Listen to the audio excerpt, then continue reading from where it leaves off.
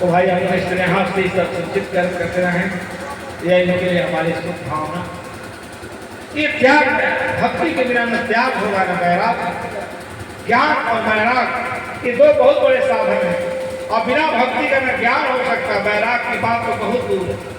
4 बेटे हैं, 4 बहुएं हैं, एक बहू को थोड़ा आप नथुनी गाना अधिक बनवा देखिए महाभारत से कौन वैराग होना चाहिए। सब हमारे हैं, हम कम खाएं, हम कम पहने, सबको खुश रखने का ही तरीका है कि आप अपने संतोष से रहें, सबको अच्छा खिलाएं, सबको अच्छा पहनाएं। देखिए सुख होता है, वैराग का मतलब होता है समता दृष्टि, समता का विचार, सबके साथ साथ व्यवहार करो, सुंदर व्यवहार करो। देखो परिवार में कितनी सुख शांति, थोड़ा सा लोभ आता है अब महाभारत छिड़ जाता है, कोई बचा नहीं पाता। एक राजा थे, तो उस राजा के यहाँ एक फकीर चले गए, महात्मा की भिक्षा मांगते हुए गए, दंडोत प्रणाम किया। राजा बहुत विवेकशील महात्मा थे, अच्छे महात्मा थे, देखने ही से लग रहा। तो राजा ने पूछा कि महाराज आपको क्या सुबह सुबह दान दे दिया जाए। आदमी के पागलपन का कोई ठिकाना नहीं। तो महाराज ने हमारा कमंडल भर दो, कमंडल लिए थे। राजा सोचने लगा महात्मा बड़ा उदार है, छोटा सा कमंडल लिया है, इतना सौभाग्य से सुबह सुबह हमारे घर आया, दर्शन दिया। और महात्मा का जीवन को आप जानते हैं देवता का स्वरूप होता है, इसलिए इस देश में महात्माओं का बड़ा सम्मान किया, आदर किया। क्यों? उसके अंदर त्याग है, तप है, वैराग है, ज्ञान है। वो जहाँ जाता है वो सबको अपने ज्ञान से, तप से, वैराग से, अपनी विभूति से, अपने ज्ञान से सबको क्या करता है? आह्लादित कर देता है। देवता है, इसे महात्माओं को देवता के रूप में, वास्तव में प्रत्यक्ष देवता वही है। कोई व्यक्ति महात्मा के पास बैठ जाए, वहां भी विषय निकाली नीच अधम है, अगर बैठना शुरू कर दे तो महात्मा के शिखर पर चला जाए। महात्मा किसी से देश नहीं करता, राग नहीं करता, जो भी उसके पास जाता है उसको वो ऐसा खजाना देता है कि उसके पास रहता ही नहीं। सारा खजाना महात्माओं के पास है। संसार के लोगों के पास हीरा है, सोना है, जवाहरात है, उनके दरिद्रता की कोई सीमा नहीं है, नहीं जाते मुझे देखता। महात्मा के पास संतुष्ट अपने आप में तृप्त है, संतुष्ट है और सबसे सुखी, कोई चिंता नहीं, कोई फिक्र नहीं कि महात्मा कोई चिंता करता। तो अपने पता प्रारंभ अपने साथ लिए हुए, प्रारंभ करता से सब कुछ मिलता है, खाना पीना जहाँ जाता नहीं मिलता, इसलिए वो सबसे सुखी है। और जो उसके पास जाता है उसको भी सुख देता है, क्योंकि जब जो महात्मा देता है उसे आध्यात्मिक सुख मिलता है। सोने जाने से तो सोने जाने की भूख बढ़ जाता है, ज्ञान मिलने पर हम एकदम तृप्त हो जाता है, मोह छा जाता है, रुक जाता है, उसकी चेतना रुक जाती है, उसका भाग दौड़ रुक जाता है, मन के पीछे दौड़ना रुक जाता है। महाराज ने कहा कुछ न करो, इनके पात्र को सोने से भर दो। अब मंत्री लोग सोना लाए, 1 किलो लाए, 2 किलो, जितना डालते जाते तो सब निकलता जाता था पाप। महाराज को बड़ी चिंता थी, कौन सा हमने जितना मूल्य से तो कमंडल भर ही नहीं ना। कहा हम भी जिद कर लेंगे, हम राजा हैं, इसके कमंडल को भर करके छोड़ेंगे। मंत्रियों से कहा सब लाओ, बहुत खजाना था, जितना डालता था सब खाली का खाली रह जाता।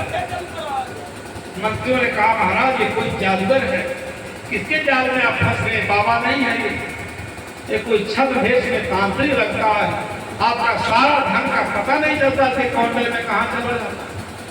ये तो कोई बहुत बड़ा जादू टोना वाला, तंत्र मंत्र वाला आदमी है, आपके राज का ध्वंस कर देगा। सब कुछ पड़ गया। राजा ने कहा चाहे जो कुछ भी इसके भर करके छोड़ेंगे। अंत में सारा खजाना खत्म हो गया, कमंडल खाली का खाली। मंत्री कहता महाराज इस बेवकूफ के चक्कर में पड़ गए, राज का विध्वंस हो जाएगा, भूखमरी आ जाएगी, दुर्भिक्षता आ जाएगी, ये क्या कर दिया आपने इसके चक्कर में पड़कर। अरे तो हटाएगा, कहे महाराज आप कोई जादू टोना जानते हो? क्या जानते? तुम्हारा कमंडल नहीं धर रहा। कहा महात्मा मैं तो बिल्कुल साधारण पुरुष हूँ, आप लोगों जैसा इसका स्वभाव ही ऐसा है। हमारा पात्र कोई और पात्र नहीं, मनुष्य के हृदय का पात्र है। आप अपने हृदय में, अपने मस्तिष्क में, अपने शरीर की कमंडल में सारा संसार डाल कर देखिए, कभी भरता कभी नहीं भरेगा। किसी का नहीं भरा, किसी का भरा। जितना आता उसकी भूख और बढ़ जाती, भरता कहाँ है। संत ने कहा, राजन ये आदमी के हृदय का मेरा पात्र है, कभी नहीं भरता, चाहे सारा संसार डाल दीजिए, आपका कभी भरा। राजा उतरा सिंहासन से, महात्मा का चरण छुआ, कहा महाराज आज आपने बहुत बड़ा ज्ञान दिया, जैसे आपका नहीं भरा वैसे हमारा भी कभी नहीं भरा। जितना आता उतना खाली पर मालूम होता, जितना रुपया पैसा कमाइए आपका भाव सुनेगा नहीं। तेज कहे महेश इतना बढ़िया उन्होंने सुंदरता से लिखा, गरीब है धन के भाव में तड़पता है, लेकिन जिसके पास धन है उसको धन ही तड़पा देता है। समझिए, समझ के भाव में धनवान व्यक्ति भी दरिद्र ही है तो वृक्ष भी है। महात्मा ने कहा महाराज ये मनुष्य के हृदय का पात्र है, कभी भरता नहीं, ये भर ही नहीं सकता, इसका स्वभाव है। चाहे जितना डाल दीजिए, कुबेर का भी वैभव मिल जाए। इसे तथागत बुद्ध ने कहा, बहुत बढ़िया बात कहा है, कभी कभी साहित्य पढ़ना चाहिए, मन को बड़ा संतोष मिलता है।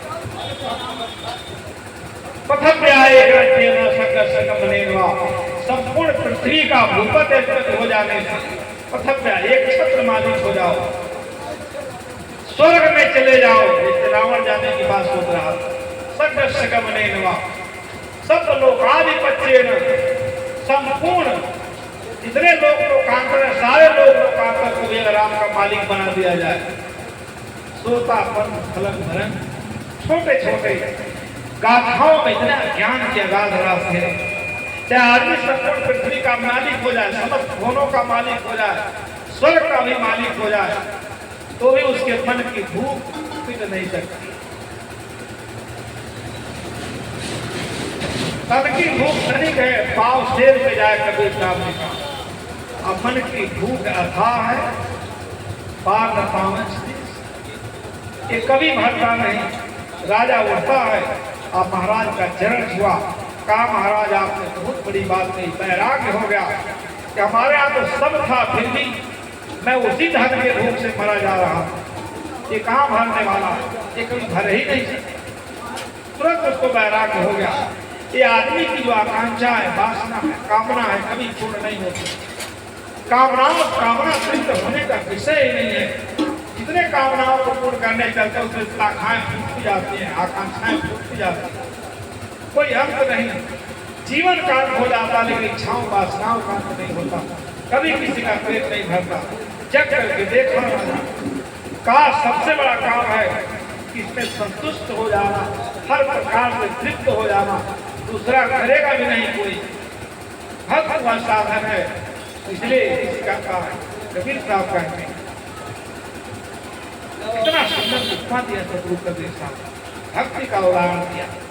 संतों भक्ति सको गुरुवारी, नारी एक पुरुष को जाया बुझो पंडित। नारी एक ऐसी है, भक्ति रूपी नारी है, पंडित है, ज्ञानी। इसके रहस्य को समझो। जिसके हृदय में भक्ति है वही तृप्त है, वही संतृप्त है, कोई लोक वासना से पीड़ित नहीं हो सकता। और जिसके हृदय में भक्ति नहीं है, लोक वासना के प्रति उसकी जो पिपासा है, सुधा है, जीवन पर्यंत अशांत अशांत संसार के भूख से ऊपर जाता है, फिर संसार में जन्म लेना पड़ता है।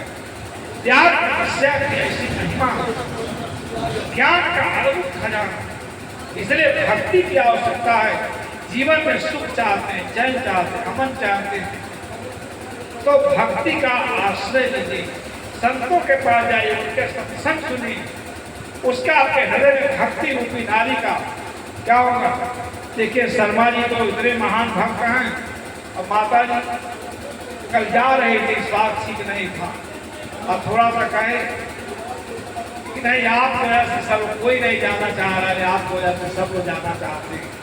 माता जी का मन कहीं नहीं साहब नहीं जाता। ये भक्ति भावना निश्चित चली जाती है। इसके लिए क्षण मात्र का दर्शन होगा, सत्संग होगा। बनारस चली जाती, क्योंकि ऐसा भाव है, यह भाव ही संसार समुद्र से चलने का साधन है, बंधु और कोई साधन नहीं। जितना सुंदर भाव होगा, भक्ति से ही हमारे जीवन में भाव भाव भाव भक्ति है तो आपका भाव से आपका भाव कभी खत्म ही नहीं होगा। अब भक्ति है तो आपका सब कुछ क्षण मात्र में सब भरा पूरा, जैसे लगेगा कि सब कुछ भरा हुआ, किसी चीज का भाव है ही नहीं। इसलिए भक्ति को सबसे बड़ा धन कहा गया। सदगुरु कबीर साहब ने कहा, अरब खरब ले धर्म है उलय असले राज, अभक्त सनातन नाथ ले सब को देखा। ऐसा भक्ति के साक्षात रूप की मूर्ति है भक्ति भावना की। शर्मा जी का पूरा गांव हरियाणा से सब लोग आए, सबके लिए हमारी शुभकामना है, हमारा आशीर्वाद है कि सबके हृदय में ऐसे भक्ति भाव बना रहे, हमेशा धर्म चर्चा होती रहे, ताकि कम से कम मनुष्य जन्म पाकर हम लोग इस संसार में लोक वासना से विरत होकर के, ये लोक वासना आने जाने का कारण है। भक्ति से ज्ञान होता है और ज्ञान से ज्ञान हमारे भक्ति का साधन बनता है। सब लोग भक्ति करें, धर्म के शरण में जाएं, अपना जीवन कृतार्थ करें और आने वाली पीढ़ी में भक्ति भाव का संस्कार करें। माता जी, शर्मा जी, पूरे गांव को हमारा शुभकामना आशीर्वाद। देखिए हमारे अनन्य प्रेमी हरि साहब आए फैजाबाद, अब उनकी भक्ति इतनी प्रबल है, रहे वहां फैजाबाद कई साल, 1 महीना हो गया आप लोगों से मिले नहीं, हम बनारस आ रहे हैं।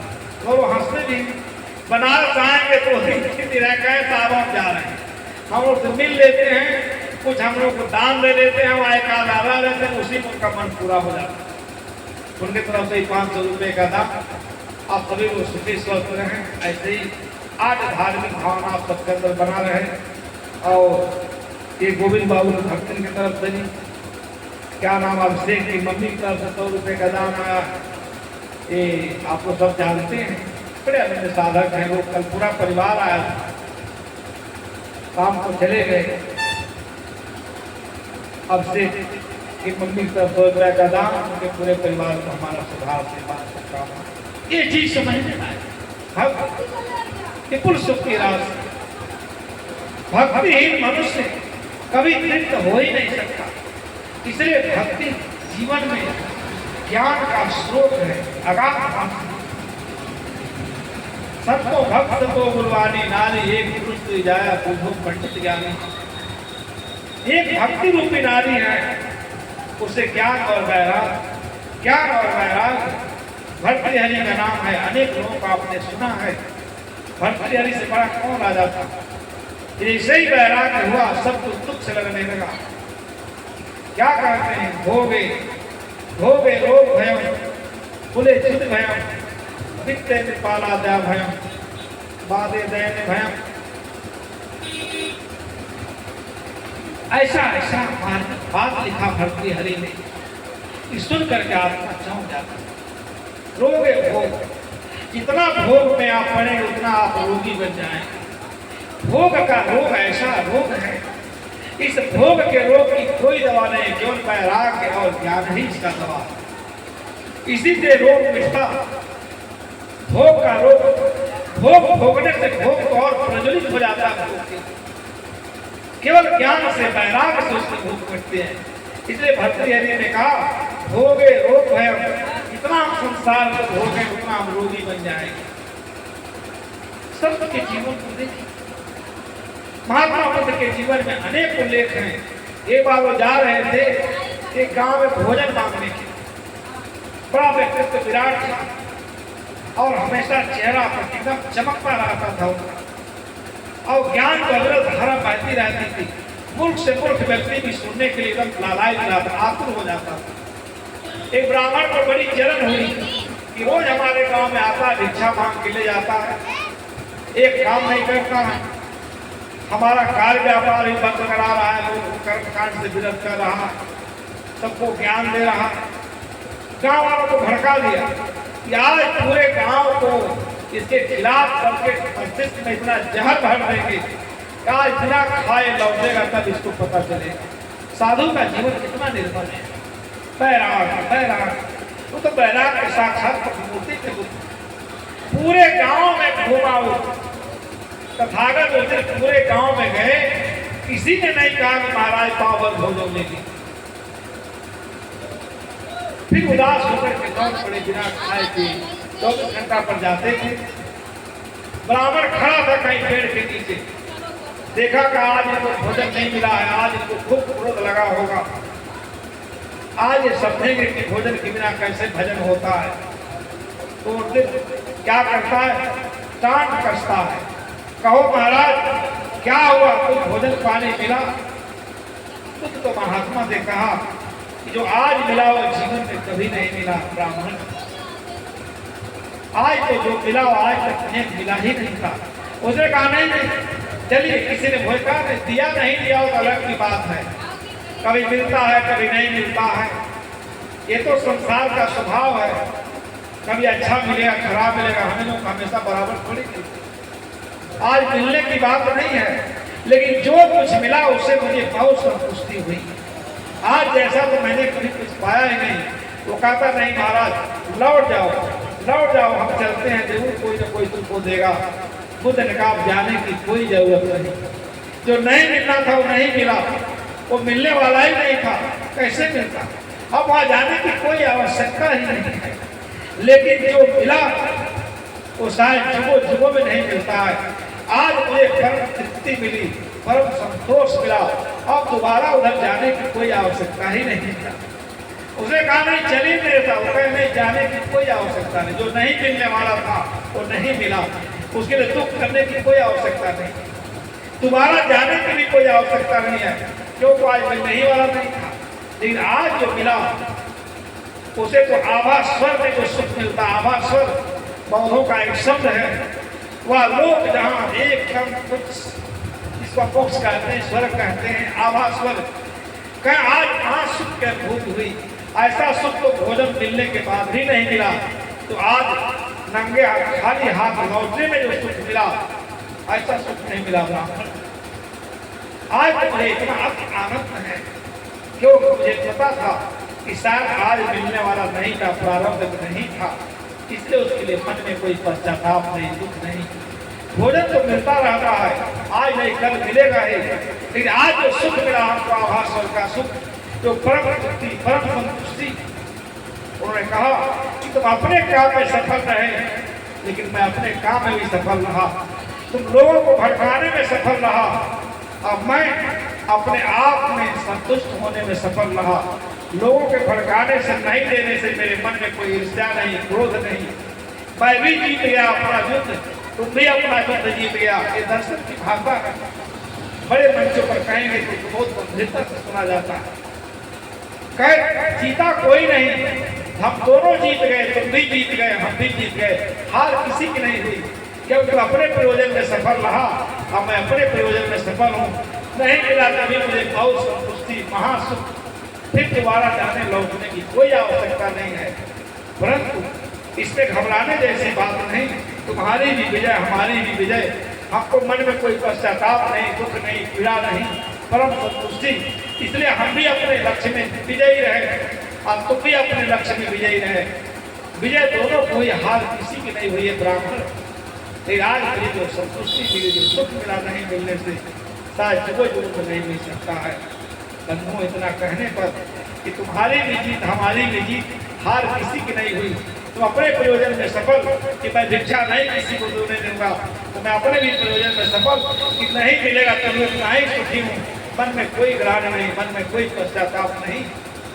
तो ब्राह्मण चरण पकड़ करके बोलने लगा, ये संत का लक्षण होता है, ये बैराग का लक्षण होता है कि बुद्ध ने कहा तुम्हारी भी जीत हमारी भी जीत, हार किसी की नहीं, तुम अपने उद्देश्य में सफल, हम अपने उद्देश्य में सफल। ये कितनी बड़ी बात है। नहीं मिलने का कोई दुख नहीं, नहीं मिला तो भी आज वहाँ सुख है, हो सकता कल मिलेगा, कोई छटपटाहट नहीं, कोई उद्वेग नहीं। अब सबको भी संतुष्टि है कि मैं कम से कम लोगों को भड़काने में सफल रहा, हमारे वजह से कोई एक दाना अन्न नहीं मिला, तो विजय तो दोनों की है, हार किसी की नहीं हुई। इस बात को इसको कहते हैं बैराग, इसको कहते हैं त्याग, इसको कहते हैं तपस्या। वही ब्राह्मण जो घोर निंदा करता था, उनके त्याग और तपस्या से और वो उसके परम संतुष्टि से इतना संतुष्ट हुआ, चरण पकड़ करके रोने लगा कि महाराज आप जैसा कोई व्यक्तित्व मैंने जीवन में नहीं देखा। हम तो सोचे कि आप मुझे गाली देंगे, कभी वचन कहेंगे, अपनी भड़ास निकालेंगे। आप बहुत प्रसन्न होकर जा रहे हैं इस मेरे दुर्व्यवहार पर भी, मेरे इस निष्ठा पर भी आप इतने प्रसन्न हैं। आप कोई साधारण व्यक्ति नहीं, आप कोई एक्स्ट्रा ऑर्डिनरी पर्सन हैं। ऐसे लोग जो जुगों में कभी आते हैं, ऐसे महापुरुषों का कहाँ दर्शन होता है। ये भक्ति का फल है, चरित्र का फल है। और जीवन में क्या करें, इसलिए सच्चे गुरु की जो तलाश कर लेता है, इस गुरु से बोध हो जाए, वही अंतिम मर्यादा है। फिर कुछ पाना होना नहीं है। मिलेगा तो गुरु से ही मिलेगा, बाकी संसार से मिलेगा, उसमें कभी आशा मत रखिएगा कि आपका होने वाला।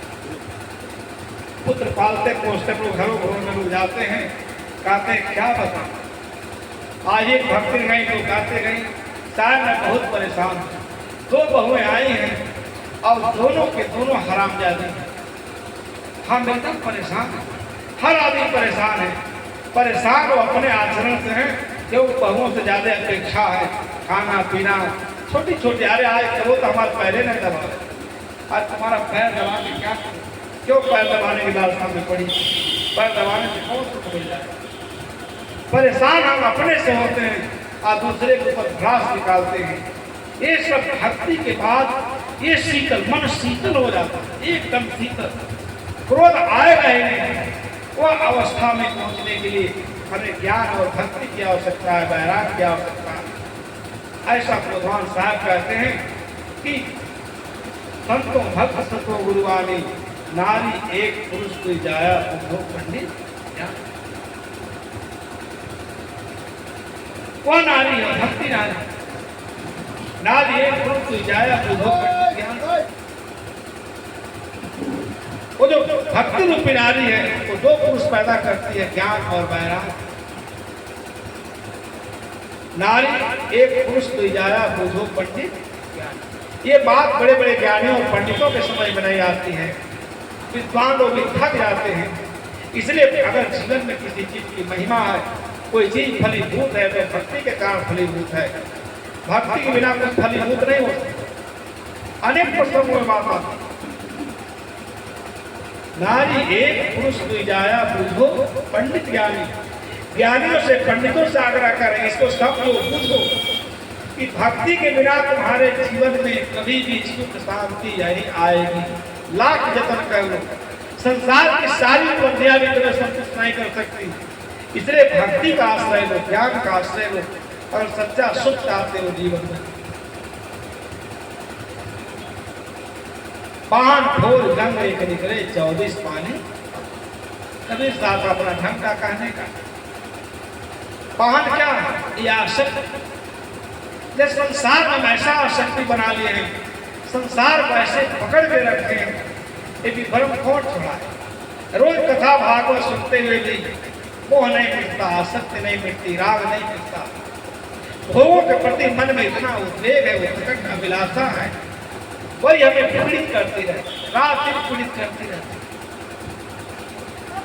इसलिए ज्यादा आशा करेंगे तो दुख को बैराग की जरूरत है, इतराज की जरूरत है।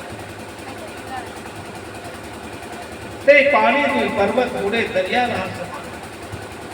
नारी एक पुरुष की जाया बुझो पंडित ज्ञानी। अब पाहन ढोल गंगे में निकले 24 पानी। जिसके हृदय में भक्ति है, भक्ति से ज्ञान वैराग है, उसका आसक्ति का शिला टूट जाता है और अंदर से ज्ञान की ऐसी निर्मल धारा फूट पड़ती है, आपके हृदय से ही फूट पड़ती है। उसमें अहंता ममता का जो बड़े बड़े पहाड़ हैं, जीवन भर आदमी पहाड़ को ढोता रहता, अहंता ममता का। पान कैसे? लोहा केरी नावरी पान गरुआ भार और सिर पर जिसकी कोठरी उतरन चाहे। ये कबीर साहब ने लोगों को देखा था, ये लोगों की क्या दशा है। लोहा केरी नाव, आसक्ति का इतना बड़ा लोहा बना लिया है, उसी आसक्ति के नाम में बैठा हुआ संसार में आसक्त होकर के भी संसार से पार जाना चाहते हैं। और आपके लिए लोहा की नौका बन गई, लोहा केरी नाव ने। अब पाहन गरुआ भार और उस आसक्ति के नाव पर, आसक्ति रूपी लोहे के नाव में आप अहंता ममता का क्या पत्थर ला रहे हैं सर पर।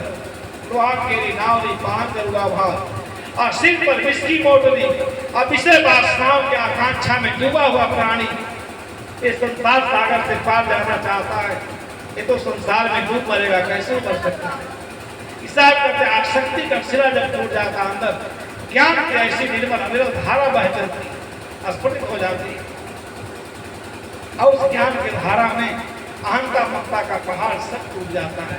क्या ढंग का निराला कबीर साहब का कहने का, सब दुखी आ सकते। एक आदमी था, जैसे आपके सेवादार जी के बड़े जीजा हैं, संतोष बाबू को पढ़ा रहे हैं, खूब बढ़िया से पढ़ाया लिखा, बहुत पढ़ा लिखा, पढ़ लिख करके जब बहुत योग्य हो गया, काबिल हो गया, तो चला गया अमेरिका में नौकरी करने के। तो लोग शादी ब्याह के लिए आने लगे, तो लोगों से कहते थे कि आपकी औकात है, हमसे बात करते। हमारा लड़का अमेरिका में सेटल है, 3 करोड़ का पैकेज पाता। जो बेचारे शादी के लिए आते थे तो डर के भाग खड़े होते थे। तो मिला कि आदमी का लड़का बताइए 3 करोड़ पैकेज पाता, कहता आपकी औकात है। अरे शादी तो आदमी से होगी, रुपए पैसे थोड़े थे। शादी लड़के लड़की की होगी, लड़के लड़के जो भी हों संस्कारवान हो, उसका शादी सफल है। अब ऐसे कितने आए कितने चले गए, दहेज के प्रति इतना लोभ था उनका। कहे भाई देखिए हमारा हिसाब किताब लेके आइएगा, हमारे वैसे बात नहीं है। तब उसका लड़का 3 करोड़ का पैकेज पाता, कौन जाता। और 6 महीना 5-6 साल शादी चल गई और लड़का शादी करके ईसाई महिला लेकर घर पहुंच गया। माता पिता लंबी सांस टांगने लगे। बताइए ये लोग कार्तिक हम भावर घूमते, दुकान पर छावर करते, घोटते, ये तो सब घटा उठा बराबर कर दिया। इधर 3 करोड़ का पैकेज पा रहा, संस्कारों में गिरा हुआ। एक दूसरे के प्रति आशा करना यही जीवन में सारे दुखों का कारण। जब किससे आशा करते वहां दुख ही होगा, सुख हो ही नहीं सकते स्वभाव। अब लड़का आ गया, अब ये लोग करे तो क्या करें। लड़का कितना भी गलती करके आए, अब घर में दुल्हन लेकर आए, अब क्या करें, आपको सब सहन करना पड़ेगा। ईसाई है कि मुसलमानी है कि रोम है कि चमार है, आपको सबका खाना पड़ेगा, क्यों वो लड़का है। अरे लोग क्या करें, चुपचाप। और वो लड़का था बहुत बड़ा विद्वान, पढ़ा लिखा था, और लड़की बड़ी धार्मिक प्रवृत्ति थी, रोज शंकर जी की पूजा करती। तो माँ तो गाल फुला के बैठी है, कहाँ है लोग, तो क्या लेके चावल रोड जाती है, पानी गिराती है, दुल्हन को लेकर आती है। वो तो सीधे घर में प्रवेश करती।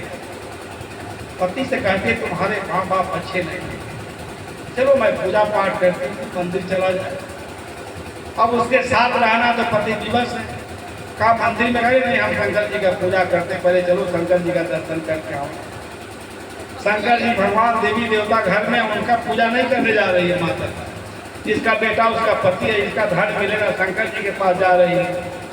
अब क्या करो, तो वैज्ञानिक था, ये पीछे पीछे जा रहा।